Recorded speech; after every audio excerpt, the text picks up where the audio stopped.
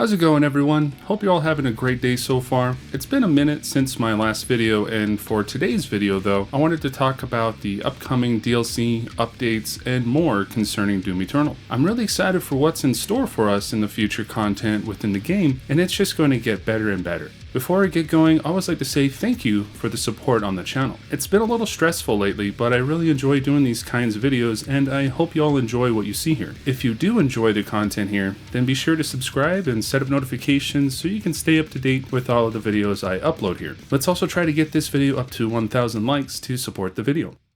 Doom Eternal has now been out for a good amount of time, and it is really killing it as far as reviews and the overall enjoyment that many players have experienced with it. I myself have put in so many hours into the game, and yet I have so much more to master to be able to play like the pros. One of these days, I hope I can finally beat Ultra Nightmare and earn that awesome Gold Slayer skin.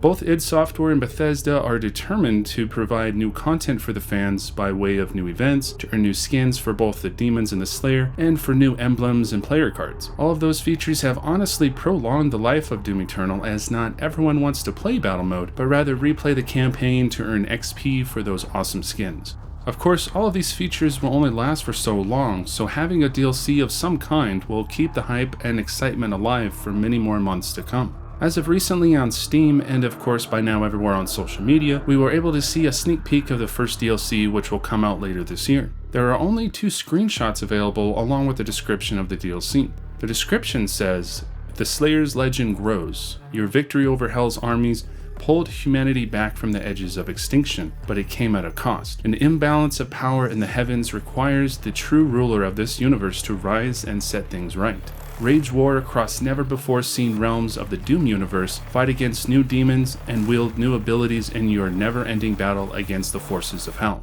According to that, we know that we will be able to discover new locations and encounter new enemies. We know that Urdak was in chaos after the defeat of the Con Maker, and with the Icon of Sin breaking the seal to allow Hell to invade heaven.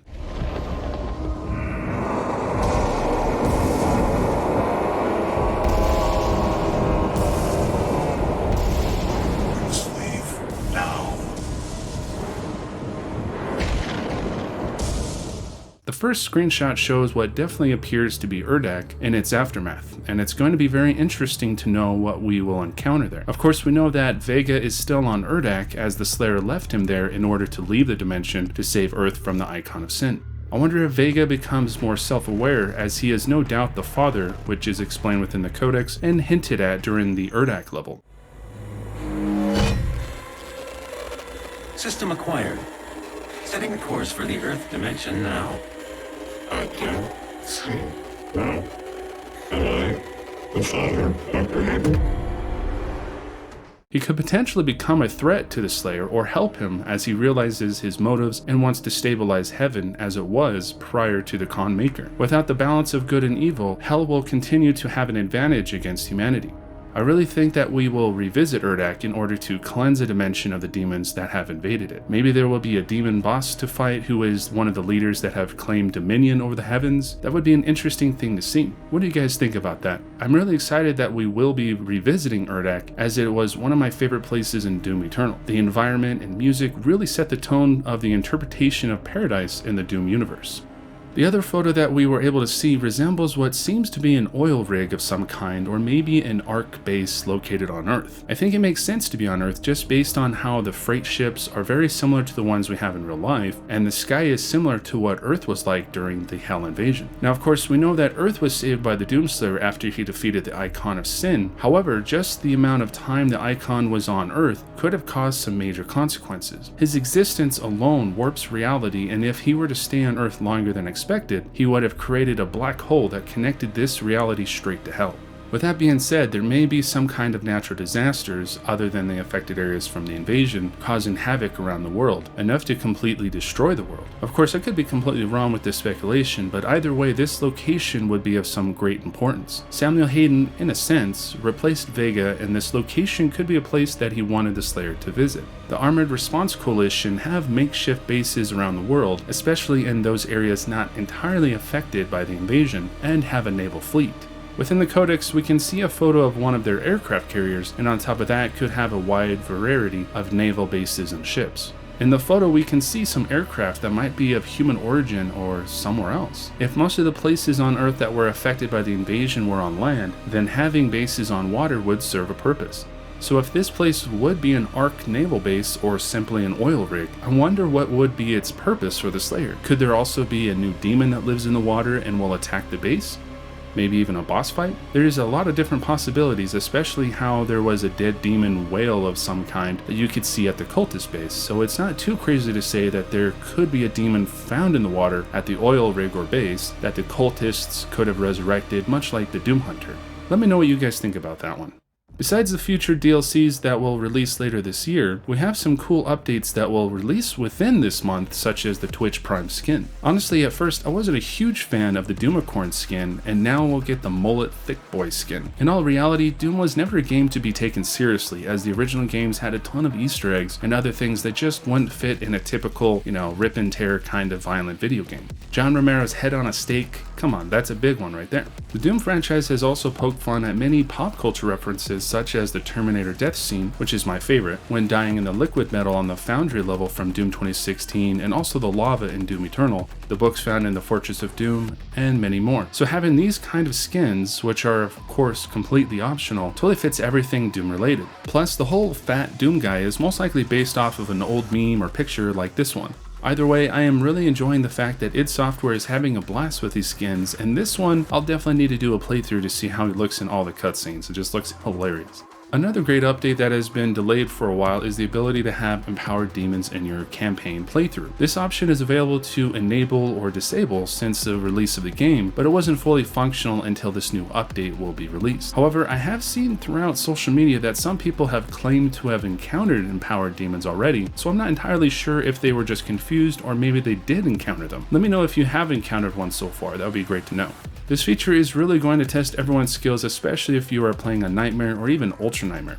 For those who may not entirely understand what empowered demons are, they are demons that have killed a player in their playthrough and will appear in someone else's playthrough as a more powerful demon. Not only will they be challenging, but once you defeat them, they will give you extra resources and on top of that, bonus XP. This will really help those wanting to level up their Doom level, as well as unlocking those awesome skins like the Hipster Archvile. It appears that empowered demons could be any demon throughout the game, so either you'll encounter a ton of heavy demons or at times fodder demons. I wonder though how much XP will be given based on the type of demon. It might work by the type of demon, such as a heavy demon would have more XP versus a fodder demon and so on. I'm sure we will get more info on all of that once the update is released later this month. The last of the updates will be for both Battlemode and the single-player campaign. Battlemode has been a great addition to Doom Eternal and is a place where you can really practice your skills against human players. However, a good amount of people have complained that the game mode is a little unbalanced in terms of skill, but id Software has updated that at least on consoles and are constantly monitoring the data for individual platforms. On top of that, they will be adding an anti-cheat feature, changes to the tutorials, poor network connection indicators, echelon leveling, which I believe will be like prestige levels, and a death report to give you more of an insight mid-match. It's great to know that id Software is constantly monitoring and accepting feedback from the community. I really like to see how dedicated they are to ensure that Doom Eternal lasts a long time and is full of new content, unlike Doom 2016. I really love Doom 2016, but with the lack of single-player DLC and community events, it could only go so far with the majority of players. Doom Eternal, on the other hand, is quite the opposite. The single-player campaign will also have some updates along with the empowered demons, such as bouncing issues, expanded demon tutorials, dashing vertically in water, and adjusting toxic damage while swimming. I would have to agree that the dashing vertically would help out a bit, as well as some balancing of some demons and or weapons. All of these updates are very small, but it really shows how thorough id Software is when looking into issues and feedback. For the most part, these issues were something that didn't really take away the experience from me, but will be a subtle positive change to the gameplay. All in all, Doom Eternal is really shaping up to be a game full of so much content that will keep you playing it for many hours on end. I am getting really close to 100 hours and still find the game fun to play and learn from my mistakes to play better. I consider myself somewhat of a casual gamer, mostly due to the lack of time I have to play video games, but I could imagine where hardcore gamers are with this game in terms of hours played. I, like most of you, look forward to the future of Doom Eternal and can't wait for new content to play down the road. What future content do you all look forward to the most? Leave your comment down below and let's get the conversation started. I hope you all enjoyed this video, and if so, be sure to like, subscribe, and share the video so we can get it out there more. Like I mentioned before, I really enjoy making these kinds of videos, so the more successful they are, the more I'm able to work on them. Hopefully there will be more topics I can cover for Doom Eternal for a while, but soon I will be talking about Cyberpunk 2077, as that is a game I have been looking forward to for some time. Other than that, you guys are all awesome and I really appreciate the support. Be sure to check out my social media accounts at RipNtear Gaming to see other things and updates over there. Until next time, fellow Slayers, don't forget to rip and tear. Peace.